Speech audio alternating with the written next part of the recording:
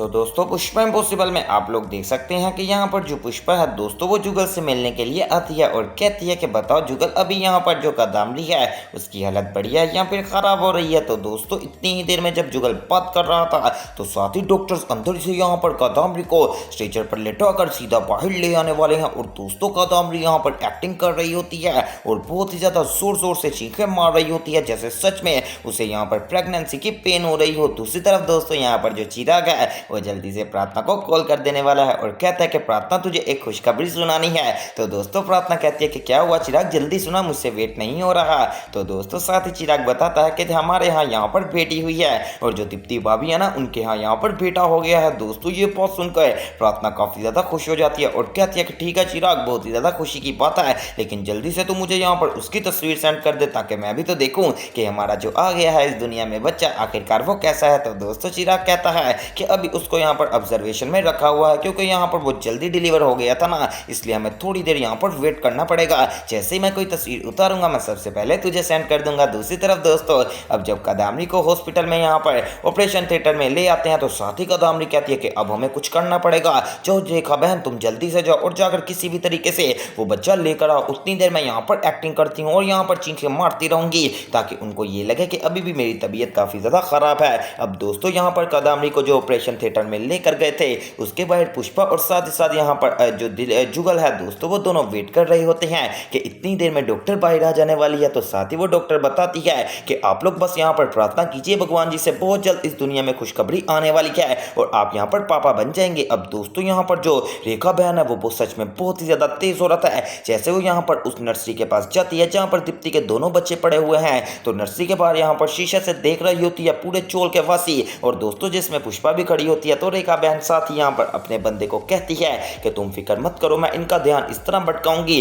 लेकिन तुमने सीधा अंदर जाना है और जाते साथ ही वो बच्चा यहाँ पर से जल्दी से एक्सचेंज कर देना। अब तुम यहाँ पर अपना काम करो और मैं जल्दी से इनके पास जाती हूँ। अब दोस्तों यहाँ पर वो बंदा अपनी झोली में एक यहाँ पर मरा हुआ बच्चा लेकर आ जाने वाला है और सीधा उसी कैबिन के अंदर जाने लगता है जहाँ पर वो सारे चोलवासियों का ध्यान होता है। अब दोस्तों जल्दी से रेखा बहन आगे बढ़ती है और पुष्पा और बाकी सबका ध्यान अपनी तरफ कर लेने वाली है और उनको कुछ ऐसी बातें कर रही होती है। अब दोस्तों वो बंदा अंदर आ जाने वाला है और जो मरा हुआ बच्चा है दोस्तों उसका सीधा लेकर यहाँ पर आ जाता है दीप्ति की बच्ची के पास जो कि यहाँ पर लड़की हुई है। अब दोस्तों यहाँ पर वो जल्दी से आता है और अपने बच्चों को उसके साथ रखता है और दीप्ति की बेटी से जो उसके हाथ पर बैंड पहना हुआ था वो बैंड उतार कर दूसरी बच्ची के हाथ में पहना देने वाला है जो कि यहाँ पर मरी हुई है। अब दोस्तों यहाँ पर ये बहुत ही ज्यादा हिम्मत वाला काम है जो कि इस बंदे ने कर दिया और जल्दी से उस लड़की को यहाँ पर पकड़कर जल्दी से वहां से रफू चक्कर हो जाने वाला है और उस किसी को कानो कान भी खबर नहीं होती। दोस्तों अश्विन बेचारों को सबको तो यही पता है ना कि जो दीप्ति के बेबीज हैं वो तो इस दुनिया में आ गए हैं और अब यहाँ पर बहुत ही ज्यादा खुशी का माहौल है, लेकिन उस बेचारे को क्या पता कि इस खुशी में एक इतना बड़ा यहाँ पर दुख आने वाला है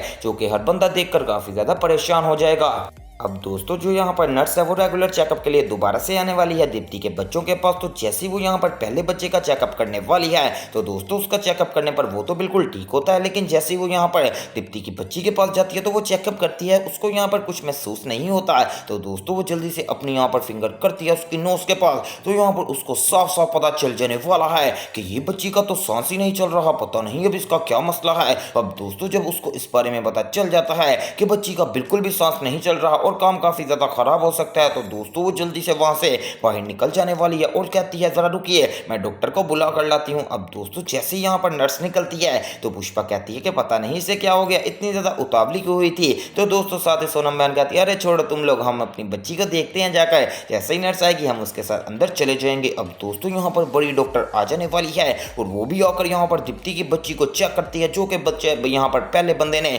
चेंज कर ली थी। अब दोस्तों जैसे ही चेकअप वो करती है तो वो देखती है कि सच में बच्ची की सांस नहीं चल रही थी। अब दोस्तों वो पुष्पा के पास आने वाली है और कहती है कि सॉरी पुष्पा जी, आपसे माजरत करती हूँ, लेकिन जो दीप्ति की बेटी है ना हम उसको नहीं बचा सके और वो बेचारी यहाँ पर मर गई है। दोस्तों जब डॉक्टर ये बात बताती है तो अश्विन बेचारा तो रोने वाला हो जाने वाला है कि ये क्या, अभी तो इतनी बड़ी खुशी आई थी और साथ ही यहाँ पर मेरी बेटी वो भी यहाँ पर अभी मर गई। दोस्तों ये बात सुनकर सच में हर बंदे को सदमा तो पहुंच सकता है और खासतौर पर जो पाप हो जिसने इतनी ज्यादा खुशी मनाई हो वो बेचारा क्या ही कर लेगा। दोस्तों अब आपको आपको दूसरी बात बताते हैं, यहाँ पर जो रेखा बहन है ना, वो जैसे ही अपना बच्चा लेकर सीधा कादम्बरी के रूम में चले जाती है, तो उसके बाद वो बाहर आकर कहती है, जुगल जी आपको मुबारक हो कि आप यहाँ पर पापा बन गए हैं, आपके यहाँ पर बेटी हुई है। दोस्तों जैसे यहाँ पर रेखा बहन जुगल जी को बेटी के बारे में बताती है, तो जुगल जी तो काफी ज्यादा खुश हो जाते हैं और अचानक से एकदम सोच में पड़ जाने वाले हैं कि देख लो, आखिरकार आज यहाँ पर जो मेरी पहले भी बच्चा होने वाला था, तब तो वो यहाँ पर मर गया था। अब दोस्तों जुगल से बेचारे से रहा नहीं जाता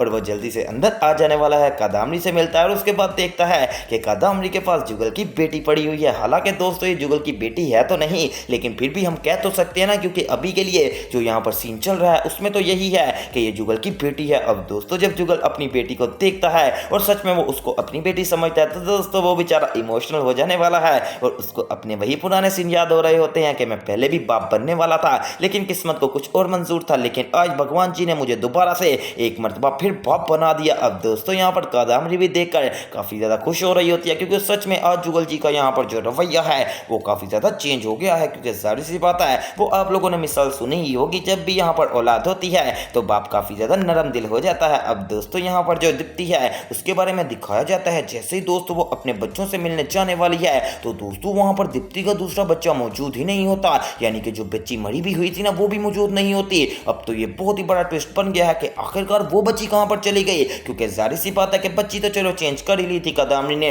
लेकिन जो मरी हुई बच्ची थी वो कहां पर चली गई, ये बहुत ही बड़ा सवाल पैदा हो गया है। अब दोस्तों यहाँ पर जो कादम्बरी है उसको फोन करके रेखा बहन बताती है कि जो हमने मरी हुई बच्ची रखी थी ना, वो भी वहां से गायब हो गई है। अब हो सकता है कि सीसीटीवी फुटेज वगैरह चेक की जाए और अगर उसमें कुछ आ गया तो काम काफी ज्यादा खराब हो जाएगा। दोस्तों कादम्बरी के तो यहाँ पर बिल्कुल ये कादम्बरी शॉक्ड हो जाती है कि आखिरकार क्या बन गया, हमने सोचा कुछ और था और हो कुछ और गया। तो दोस्तों इतनी देर में कादम्बरी के पास जुगल आता है, तो जुगल भी कादम्बरी को यही बात बताता है कि बाहर कुछ मसला चल रहा है, लगता सीसीटीवी फुटेज वगैरह चेक कर रहे हैं, हो सकता है कि किसी ने किसी का पर्स चोरी कर लिया हो। तो दोस्तों कादम्बरी के दिल की धड़कनें और भी ज्यादा तेज हो जाने वाली है, कहीं ये ना हो कि वो सीसीटीवी फुटेज चेक करते करते पुरानी फुटेज पे आ जाए जहां पर उन्होंने बच्चा एक्सचेंज किया था। तो दोस्तों ये हो जाएगा एक बहुत ही बड़ा इशू। अगर ये हो भी गया तो फिलहाल बात तो बहुत सारी बना सकती हैं, लेकिन अब यहाँ पर दिखाया जाता है कि जो प्रार्थना है दोस्तों वो भी अपनी बच्ची लेने के लिए जल्दी से आईपीएस की पहले तैयारी से पहले सीधा आ जाने वाली है चोल में और कहती है कि मम्मी मैंने सोचा कि जाकर पहले अपनी बेटी को मिल लाऊं। हालांकि दोस्तों बेचारी को नहीं पता